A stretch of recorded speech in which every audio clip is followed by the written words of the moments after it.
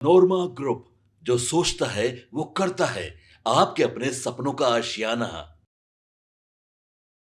नमस्कार, मैं विकास सिंह राजपूत और आप देख रहे हैं भारत लाइव। तेजस्वी के शेर माने जाने वाले चंद्रशेखर, बिहार के पूर्व शिक्षा मंत्री चंद्रशेखर दलित नेता जीतन राम मांझी को पर बड़ा बयान दिए थे, लेकिन अब बयान के बाद बुरी तरीके से फंसते हुए नजर आ रहे हैं चंद्रशेखर। और हम पार्टी की ओर से चंद्रशेखर और तेजस्वी यादव पर जोरदार हमला किया गया है।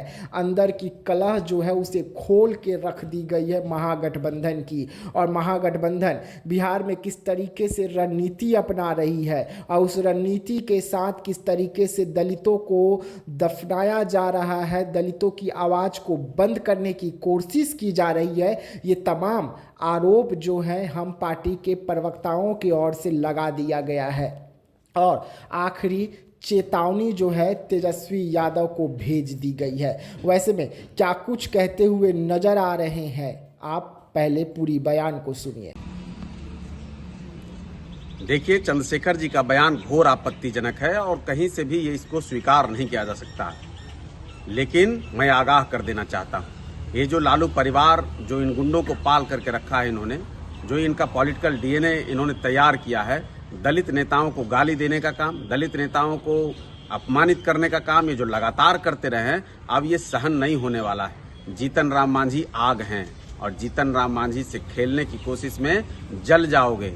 याद रखना, बाबा साहब के बीच में के लोगों के बीच में जाकर बाबा साहब के लोगों को ही गाली देने की जो हिमाकत करते हैं, वैसे लोगों को चिन्हित करके रखे हुए हैं। बाबा साहब के लोग अब इसको बर्दाश्त करने वाले नहीं हैं। जो ये कांग्रेस पार्टी के साथ मिलकर साजिश रच रहे हैं, कांग्रेस पार्टी ने जैसे बाबा साहब को अपमानित कराने का काम किया था, बाबा साहब की राजनीति को खत्म करने का कोशिश किया था, वही काम लालू प्रसाद यादव लगातार करते हैं।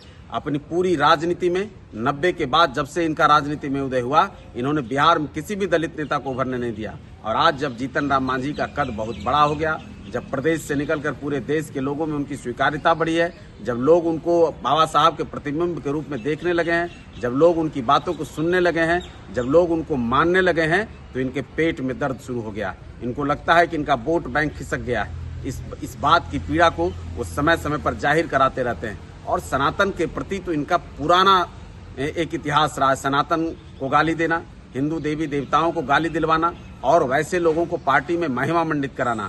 लेकिन मैं चंद्रशेखर से पूछना चाहता हूं, जरा जाकर लालू प्रसाद से पूछो कि कभी पोथी पतरा जलाने वाले लालू यादव आज मंदिर मंदिर क्यों घूम रहे हैं। आज पुत्र के साथ जाकर के, बेटे के साथ जाकर के मुंडन करा रहे हैं मंदिरों में। ये बात करेंगे कुछ, काम करेंगे कुछ, इनके अंदर का खेल जो है वो सब उजागर हो रहा है। इनका जो पॉलिटिकल कैरेक्टर है, पॉलिटिकल जो डीएनए है, वो सब लोगों के सामने है। अंतिम चेतावनी दे रहे हैं कि तेजस्वी जी सामने आइए, पीठ पीछे, पर्दे के पीछे रह करके काम नहीं चलेगा। ऐसे लोगों से जो गाली दिलवा रहे हैं, इनको तत्काल माफी मंगवाइए, पार्टी से बाहर कराइए, अन्यथा बाबा साहब के लोगों के बीच में जाने लायक नहीं रहिएगा। उनके बीच में जब जाइएगा तब लोग आपको बताएंगे कि जीतन राम मांझी जी क्या हैं और बाबा साहब भीमराव अंबेडकर के लोग क्या हैं। उनको आप जो हमेशा अपमानित कराने का काम करते हैं, आने वाले चुनाव में आपको समझ में आ जाएगा। ये जो पटकथा आप लोग लिख रहे हैं, दलित राजनीति को मिटाने की जो आप साजिश रचते हैं, वो सारी कहानी लोगों को पता है। अब कोई दलित नेता आपसे दबने वाला नहीं है। कोई दलित नेता आपके यहाँ जाकर भीख नहीं मांगेगा टिकट के लिए। ये जो आपकी राजनीतिक जमींदारी खत्म हो रही ना, इसकी कुलबुलाहट, इसकी अकुलाहट ऐसे ही लोगों के बयानों से पता चलता है। लेकिन होशो हवास में रहिए, अन्यथा जनता होश में ला चुकी है पहले भी और आने वाले समय में फिर से होश में ला देगी। जी हाँ, सुना आपने, तेजस्वी यादव के शेर को करारा जवाब मिला है। बिहार के पूर्व शिक्षा मंत्री चंद्रशेखर को जवाब दिया गया है। चंद्रशेखर कार्यक्रम के दौरान जीतन राम मांझी पर बड़ा बयान देते हैं और जीतन राम मांझी को बहुत कुछ सुना देते हैं और अब इसे सीधा बाबा साहब का अपमान से जोड़ दिया गया है। साफ तौर पे कहा जा रहा है कि दलितों का अपमान हमेशा से राजद करती रही है और यही कर भी रही है। अब दलित जो है वो बर्दाश्त करने वाले नहीं है। दलितों का अपमान अब नहीं चलेगा। मांझी के बढ़ते हुए कद को देखकर राजद और तेजस्वी यादव डरे हुए हैं। ये तमाम ऐसे आरोप हैं जो हम पार्टी की ओर से लगाए गए हैं। तो ऐसे तमाम खबरों के लिए रहिएगा हमारे साथ, दीजिएगा इजाजत। धन्यवाद। आपके सपनों को हमने सजाया है, ई होम्स पैनोरमा को हमने बनाया है। ई होम्स मेरा एक सपना था जिस पे मैं पिछले 4 साल से काम कर रहा था। हमने जो बनाया है वो सबने है माना। ई होम्स पैनोरमा में हो आपका भी आशियाना। और फाइनली हमने 2021 में इस प्रोजेक्ट को लॉन्च किया। बहुत लोग अप्रिशिएट कर रहे हैं कि पूर्णिया जैसे शहर में, बिहार के, एक तो बिहार की बात करें उसमें भी पूर्णिया जैसे छोटे जगह में इस तरह का लाइफस्टाइल देना, ये सुन के हम लोगों को बहुत अच्छा लगता है। ई होम्स में हमने कुछ और भी किया है, जैसे हम जिस जगह में रह रहे हैं हमारे फैमिली सिक्योर हो, उनको सिक्योरिटी का ध्यान में रखा है। आपकी सुविधा और सुरक्षा आपके लिए खास है, ये आपका विश्वास है। इसमें आर्टिफिशियल इंटेलिजेंस का 7 लेयर सिक्योरिटी का हमने इस्तेमाल किया है। लश ग्रीन कैंपस को बनाया है। यदि हमारा बाउंड्री वाल है तो वो वर्टिकल गार्डन है।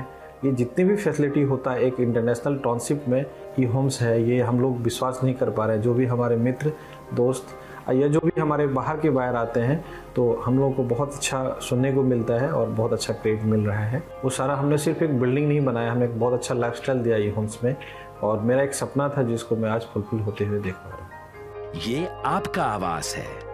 ई होम्स पैनोरमा में अब आपका निवास है।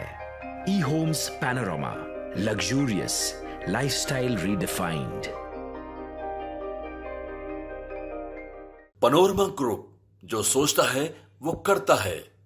अगर ये वीडियो पसंद आई और वह बिहार के राजनीति और बिहारियत से सरोकार रखेनी तो सब्सक्राइब बटन दबा के चैनल के सब्सक्राइब कर ली। ओजे एगो घंटी बा, ओकरा बटन दबा देला से कुल सटीक और मारक खबर रुआ मुफ्त में मिल जाई। अगर रुआ पत्रकारिता के हमनी के नया प्रयोग में सहयोग कर चाहतानी तो ज्वाइन बटन दबा दी।